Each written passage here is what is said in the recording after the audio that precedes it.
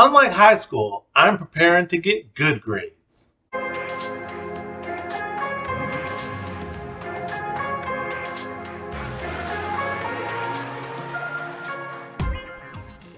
Happy Hobby. I'm David Donnis once again. Now, before we get into how to prep your sports card for grading, I want to tell you two things. First, if you are a sports card collector and you're working on a limited budget, this is the YouTube series for you. Make sure you subscribe. And also, we're getting close to 500 subscribers, and when we get there, we're doing a giveaway.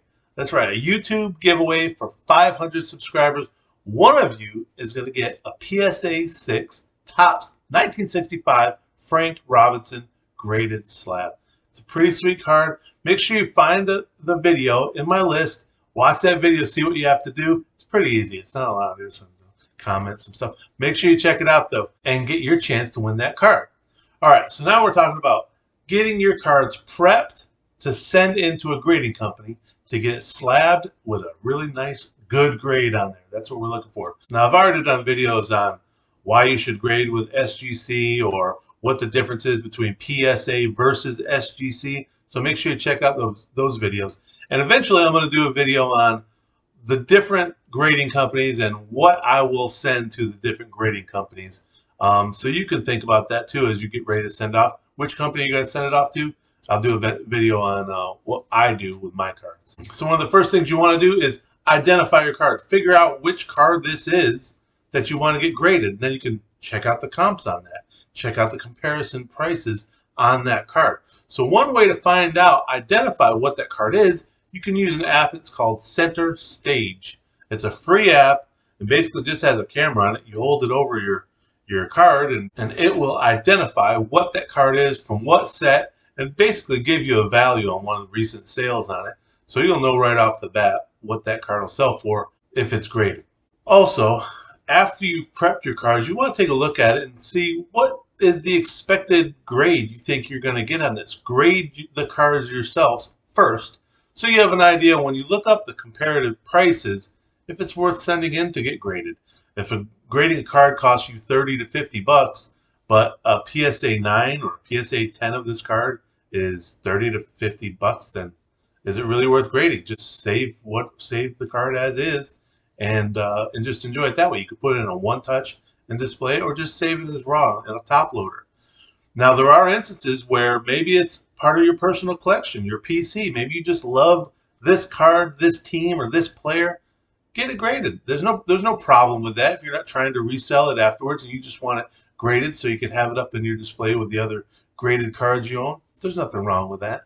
And the other thing to think about is you want it encased because you want to protect the grade for the future. Maybe it's not worth anything, or maybe it's not worth too much right now, but 10, 15 years, maybe you expect this card to be a higher value. So you want to grade it now, get it encased and protected, and then 10, 15 years down the line, it never leaves that grade. It's always going to be that grade. And if you're looking at modern cards, a way to think about the value of getting it graded is if it's going to end up as a PSA 8, that's essentially the same value as a raw card. So you're hoping for a PSA 9 or PSA 10 with the cards that you're sending in. That should bring you back better value than just having the card raw. Now, the four things you're looking for when you do pre-grade it yourself, you're looking for the CSEC. Remember that: corners, surface, the edges, and the centering. So the two most important ones usually are the centering and the corners. So remember that. So you're trying to determine what different things are bad on your card. You're looking for the imperfections on each card so you can kind of figure out, all right, so they're probably going to dock this. It's probably going to end up a 6. Then you have to determine, do I want to send it in? If it's a vintage card, a 6 is pretty good, actually. You might be happy with that. You might get decent value for that. But if it's a card from 2020, a 6 is a no good. So let's get into some of the things you might need as you prepare these cards to send off for grading.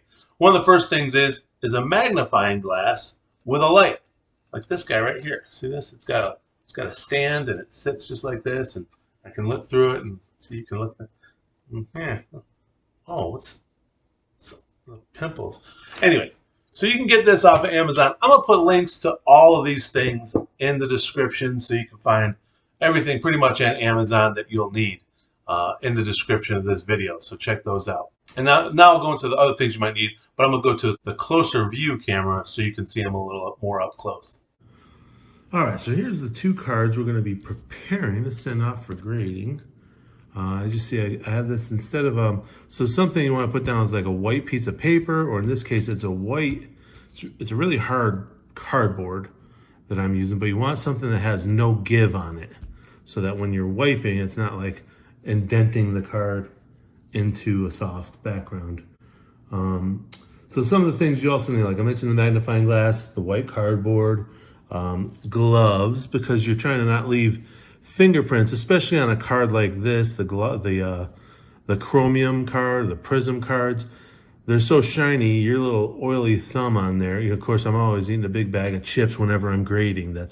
No, not really. But you got to be careful to not leave fingerprints on there. There are some companies that will wipe off the fingerprints, supposedly.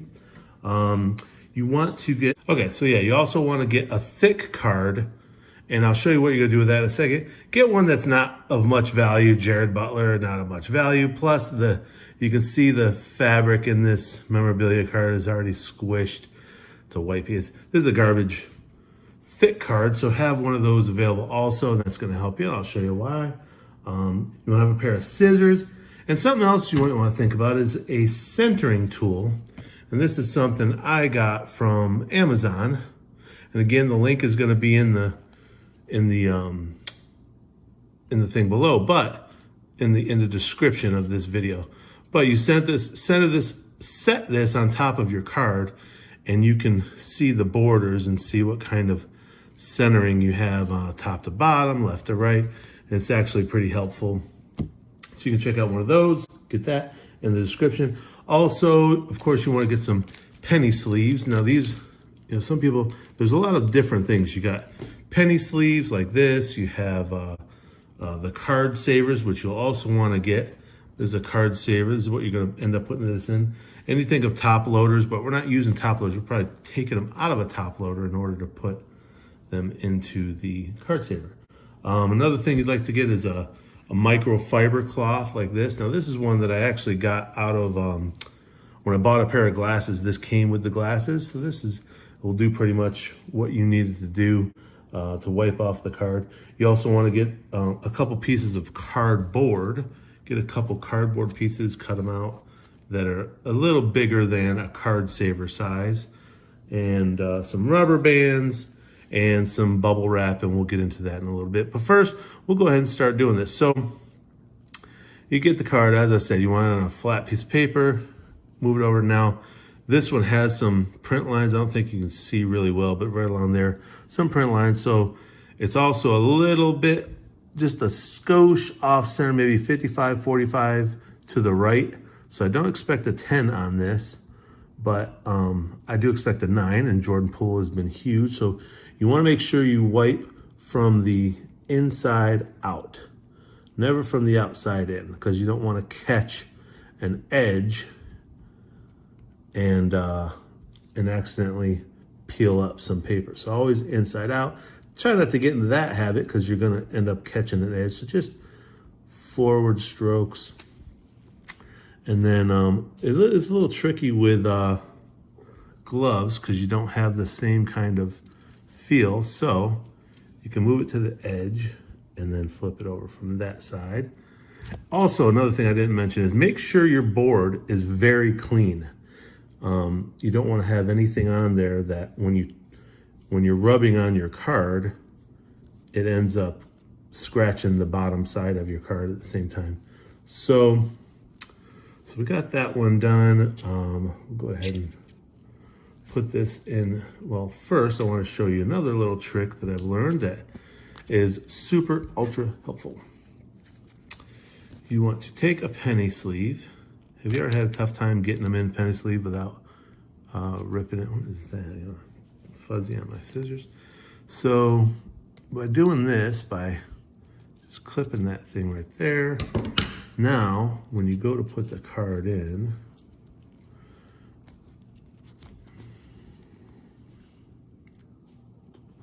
it won't catch that corner right there. See how it did that? That by clipping that corner of the sleeve, it doesn't catch the corner, so you don't have to worry about messing up your corner. One thing I wanted to say too about the penny sleeves is get new penny sleeves each time you do this. Don't worry about or don't put another, oh, you know something I didn't do that I'll do for the next one that I meant to show you. That was the cool trick. Okay, I'm gonna do it right now since I already put this in. All right, so something you do, you take this thick card, you put it in, you jam it down in there really good.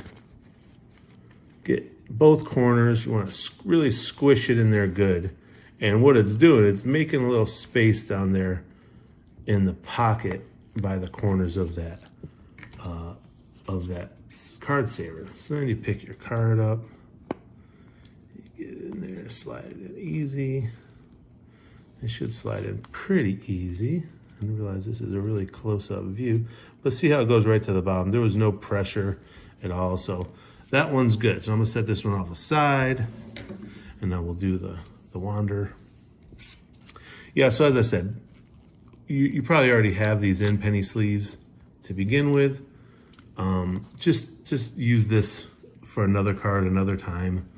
Don't put it back into it, because if there is dust in there, you don't want to. Now these, I am using clean gloves, but look how gross my hands look through. But anyways, so now with these paper cards, they still do have a gloss on them, so you can apply some pretty good pressure, and they will accept a fingerprint. So you definitely do want to still wipe them, just maybe not the same pressure as you would the chromium cards. All right, I'll flip it over again, do the same thing on the back. Remember, going from the middle out.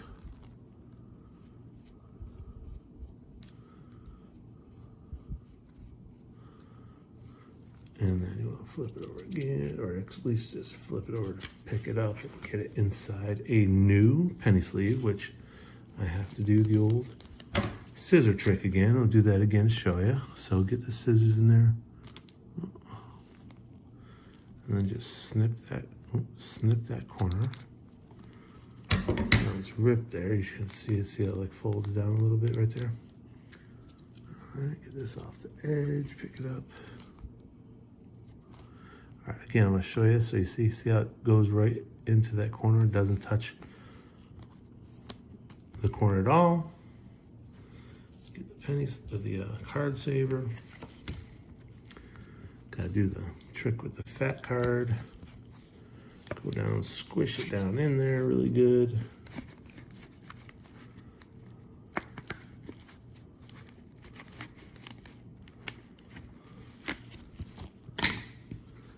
And then put your card in there. It should go in relatively easy. You don't want to rush it. You can easily put in there. It's not a lot of pressure. It goes right to the bottom of the thing. So now we have the two cards. Go in, figure out which order you're going to put these in. Enter them into whatever grading card company you're going to use, and make sure you stack them in the same order that you're entering them, right? So you want to put them on there so that when they get them, they know the order that this order is in, and there's not, because sometimes they will delay because you have them in a different order. All right, so then we put them in between these cardboard pieces. You can tape this together, so now you got a little cardboard sandwich with there.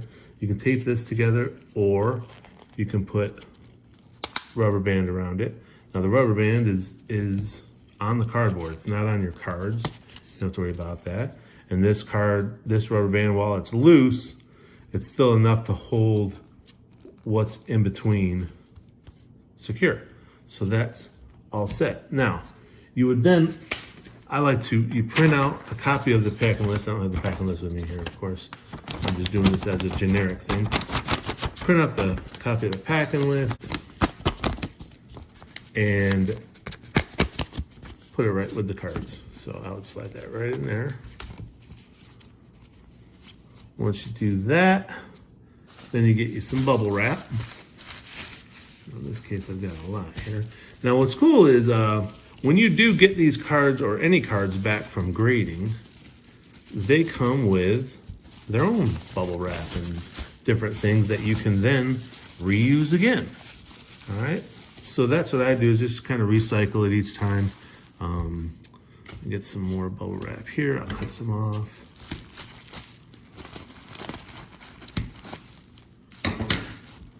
And just basically you're wanting to secure it, and you're wanting to make it so that's why the like if I didn't use the rubber bands or even the cardboard, this would be pretty secure. Like those aren't gonna get tossed around, but what you don't want is for them to open up the box that you're putting these in and for everything to just fly everywhere. That'd be the worst case scenario. So let's say we even put a little more bubble wrap in there.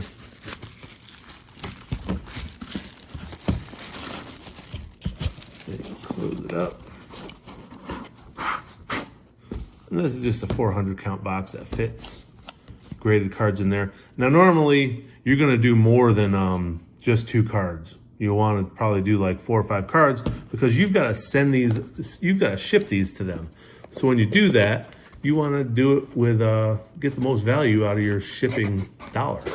So if you're shipping 2 cards, and for literally no more money, you can ship 5 cards. So your cost per card is down considerably when you do it that way. So think about doing 5 cards, 4 or 5 cards at least at a time. And basically that's how I set up, that's how I do my card grading. If you have any questions, make sure you drop them in the comments below. And again, of course, look in the description. You'll see the links to all the little tools I use. And make sure you leave some comments if you have some questions, and have a happy hobby.